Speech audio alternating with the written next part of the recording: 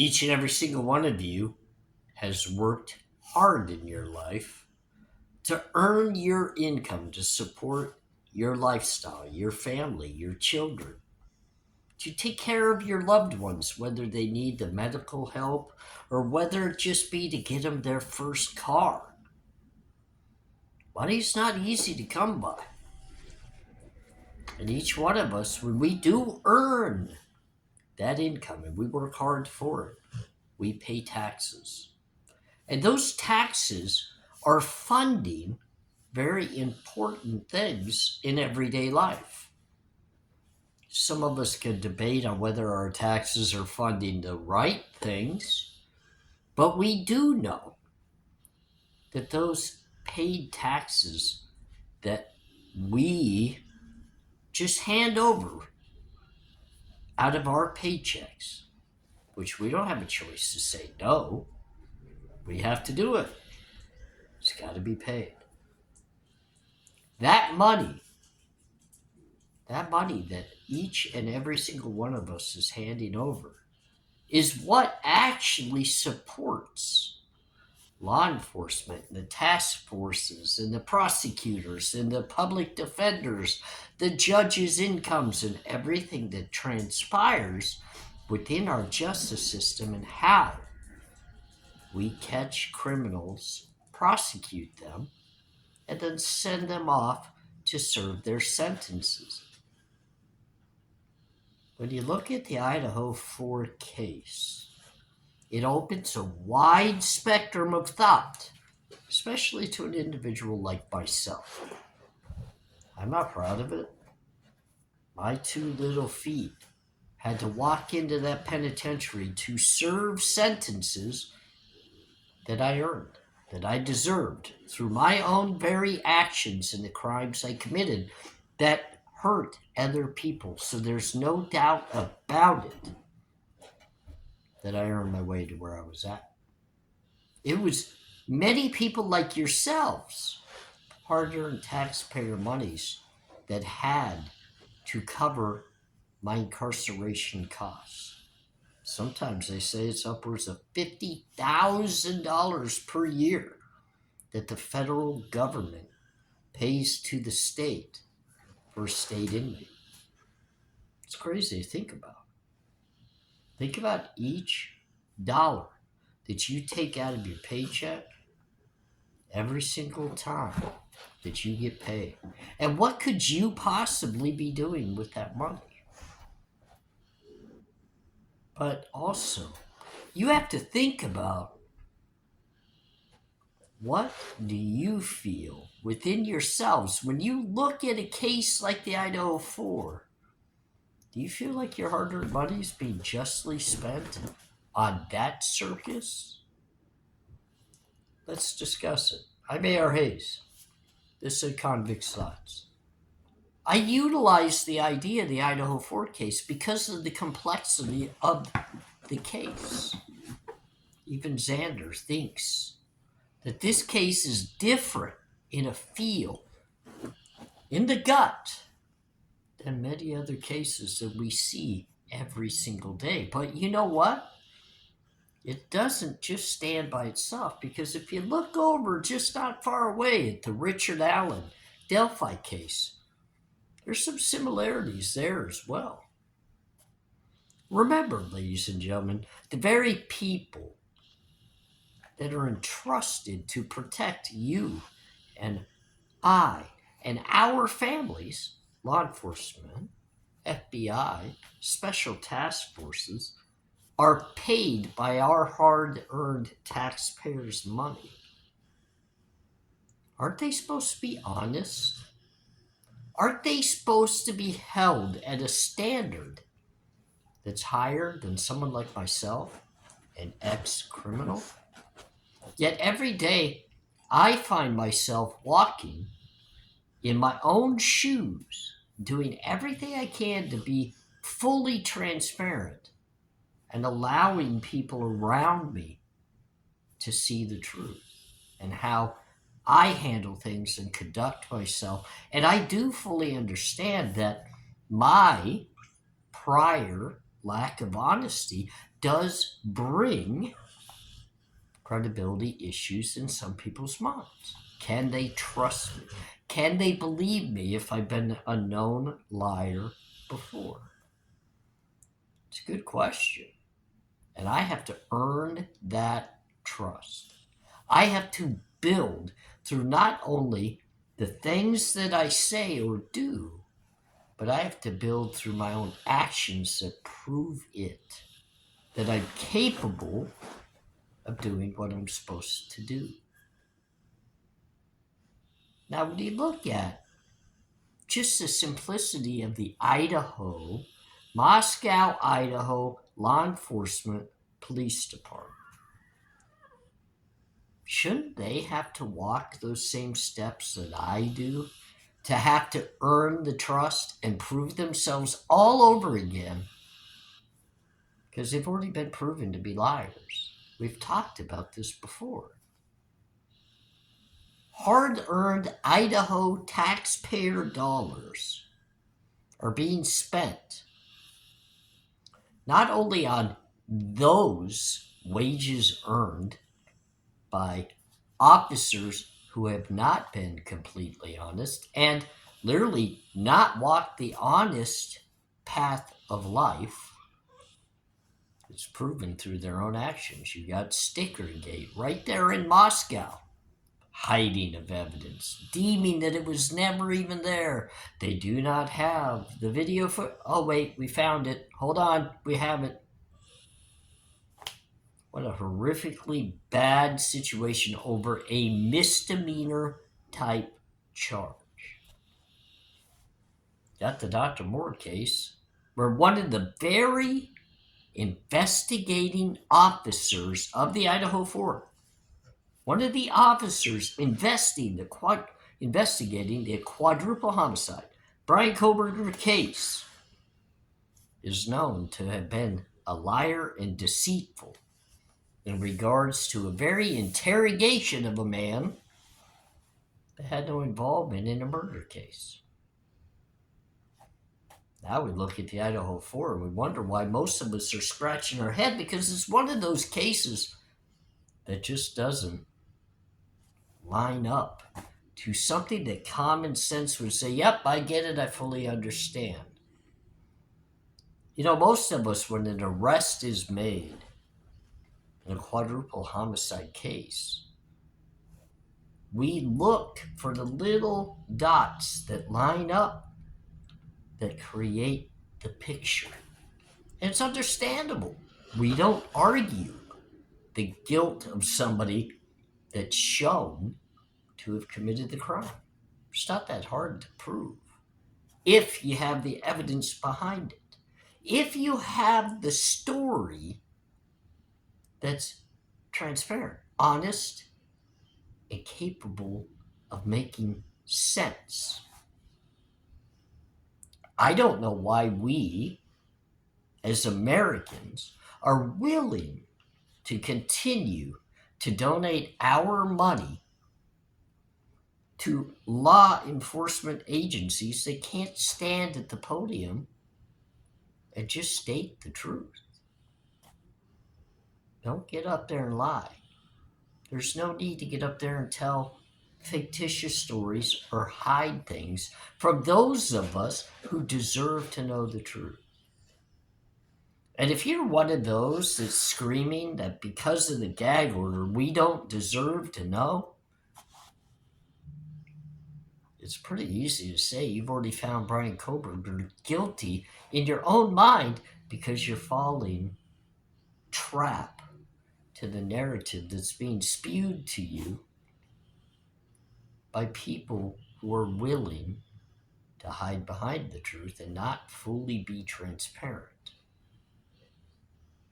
Just think about the lies just in the initial press conferences that were told in the Idaho 4. This is even before the arrest was made.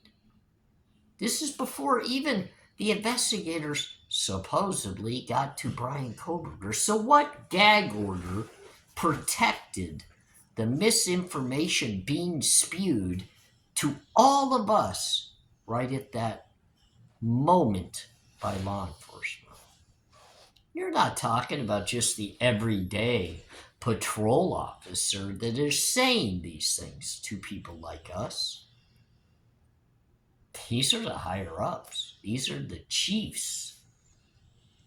These are the leaders. These are the people that everybody counts on to protect our community. And what makes it even worse is they were in a position that was needed to protect many of people's kids that were attending college, high school, and even elementary school in that very community. And they were willing to stand at that podium. And you have to think about it. Think about the misinformation spewed. The timeline was once a certain time, and much later it changed to a totally different time. It was a certain year's car that they were looking for. That changed as well when they found a white Elantra parked in a Washington State University parking lot that didn't fit the actual time frame of years that they were looking for that very car. So what did they do? They just changed it. No big deal, right? Everything's hidden. Even to how they got to their suspect isn't completely honest, because if you really think about it, if it was an honest, straightforward, understandable explanation of how they connected to the dots and got to the very defendant, his lawyer wouldn't stand there and say she didn't understand in court in front of the masses of the world. Why would she make herself look foolish if it was actually that easy to connect the dots? You have people that are known liars. Known. And ladies and gentlemen, I'm going to tell you, I have been around some of the best law enforcement officers they are, and the reason why they're the best in what they do is they are the best liars. You don't believe me? Watch interrogation videos where they tell people they have certain evidence and they don't. Watch them mislead people left and right, just like they did when they stood at the podium and discussed the Idaho 4 investigation and where it stood to not only all of us from afar, but to their own local community that could possibly have been at very high risk with a multi-murderer running around in their community. I mean, you have to think about it. Even if Brian Koberger were the person and was actually guilty of the crime, which many feel as though he is, he was only just a handful of miles over, living right next to another college university, even working at that very university. Pretty crazy, right?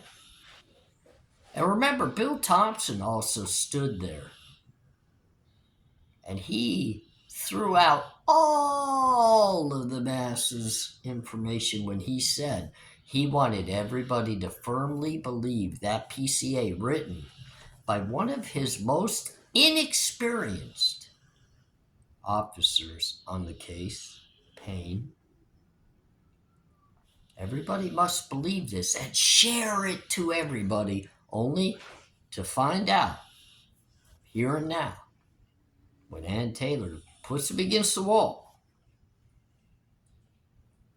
It's all not true. There is no stalker.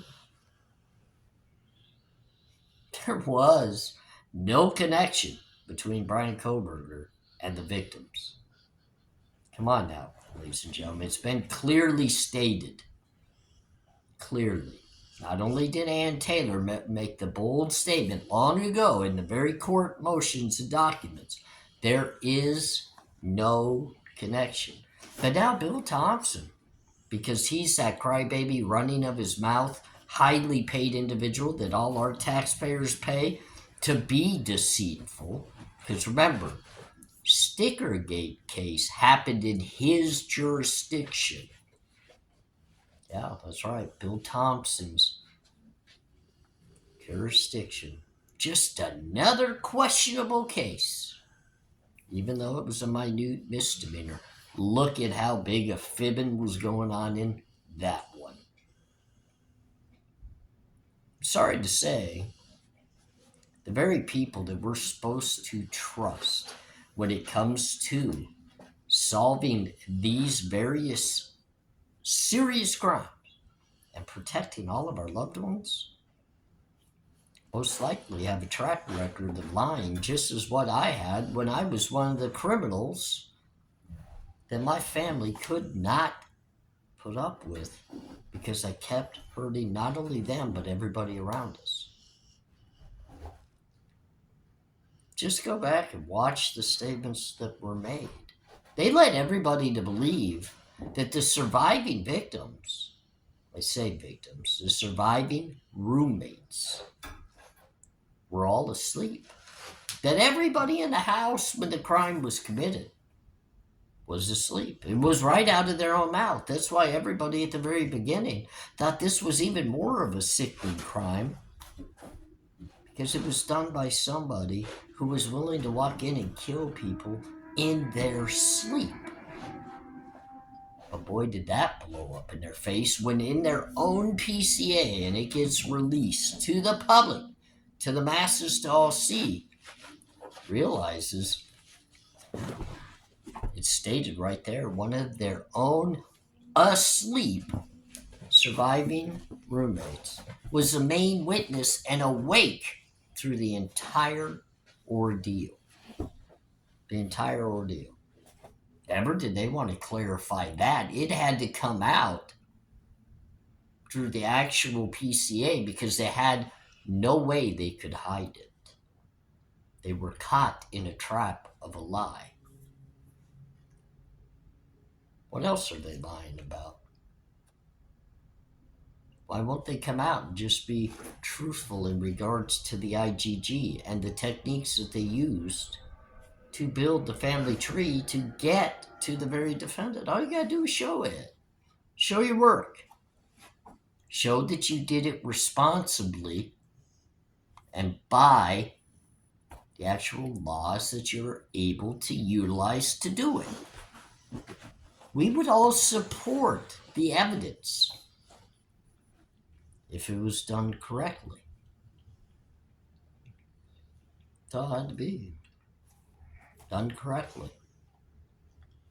We can't ask for anything more than to follow the correct manner and steps necessary in an investigation. We wouldn't argue with it. But I think it's pretty clear you didn't. It's pretty clear that you didn't follow the steps you were supposed to follow, and now you're hiding it. Just like all of the press conferences that you initially were making, all of your statements. It's all a hidden game in Moscow, Idaho. And we're supposed to trust. Oh, that's right. Because they even said, you're just going to have to trust us when it comes to how we got to Brian Koberger and arrested him. You're just going to have to trust us that this is the one lone suspect that committed this crime. I'm sorry, it doesn't sit well with me. On the inside, I have many questions, and I'm sure many others do as well. Even those that have found Brian Koberger guilty already, that really have just followed the narrative led not only by the prosecution and law enforcement within Idaho, but they follow the narrative given by mainstream media, and they have really just giving it to this kid. He is guilty, guilty, guilty. But if you just sit down with them to have a normal everyday conversation and discuss key details of the case and how they would add up to this defendant, they get huffy puffy and upset because they can't explain it. They feel a certain way. They think they know it. But when you pick it apart in a common sense way, let's use an example. The Amazon knife purchase. To me, it just doesn't add up. To me, it doesn't even add up. If it's true and he bought 7 months prior to the actual homicides taking place, and he bought that via Amazon, that's 7 months prior to the crime. He wasn't even in Washington or Idaho yet. He was still in Pennsylvania. So he was already thinking about it then? He already had 1122 King Road picked out when he lived in Pennsylvania and was online through Amazon shopping? That doesn't add up. Come on. Let's be real about this. If that were the case, and this very defendant was buying a knife from Amazon to commit a horrifically gruesome homicide, wouldn't it have been somewhere in Pennsylvania in his local area? Just like everybody jumped up and down when his parents were called to the grand jury and they all felt he was tied to the woman there in Pennsylvania and he had to... Oh, wait, he had nothing to do with that case. Nothing. But people still talk about it as if he's a serial murderer because he has to be involved in that case, but just not proven yet. Wouldn't it be odd that just like in Idaho and everybody's jumping up and down about how they cleared so many people so quickly within that case of a quadruple homicide, and people are cleared within days. Days.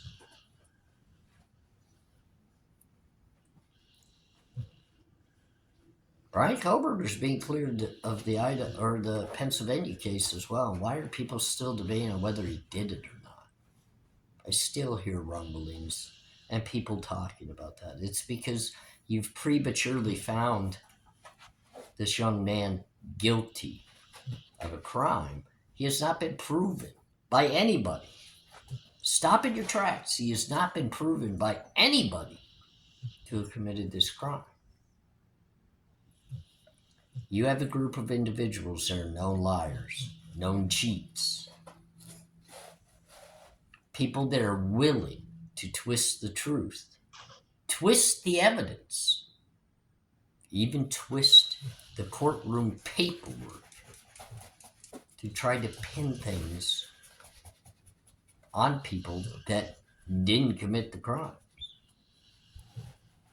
But at the end of the day, we need to follow their lead and just trust them. You know, I remember back when I was a very good liar, I always got caught because I would say, why don't you trust me? I'm telling you the truth. You should trust it. In the back of my head, just chuckling because I knew they were on to me. They knew I was a liar. By my actions, by the things I did. What's different about the investigation of the Brian Koberger Idaho 4 case? They're telling us to trust them, but their actions don't add up to honesty. But don't worry, ladies and gentlemen, don't worry. Don't worry. Because your hard-earned income that turns into those taxpayer dollars every time you look at your paycheck and you look within the deductions, you're paying bigger criminals than me to supposedly protect your community. And it's your hard-earned dollar that's making them be able to continue to do it. I don't trust the Idaho 4 investigation. I don't trust the people that are in charge, whether it be from inexperience or just known lying capabilities. We used to tell each other in lockup, don't bullshit a bullshitter. Don't lie, because I'm going to know you're doing it. I got caught in a lot of lies. But I do know a thing or two when I see a liar as well. Something's not adding up in Idaho. And that's why we continue to debate on why it just doesn't make sense. If you found Brian Koberger guilty, I look you dead in the eye and ask you, why are you lying to yourself? ARHayes, Sid Convict's Thoughts. Great spending the night with you again. Tomorrow night, don't forget, Murder Metal Mayhem. Unfiltered Lucky. And a Convict's Thoughts are all going to be controlled by Jennifer and the Fur Babies. Have a great night. Talk to you soon.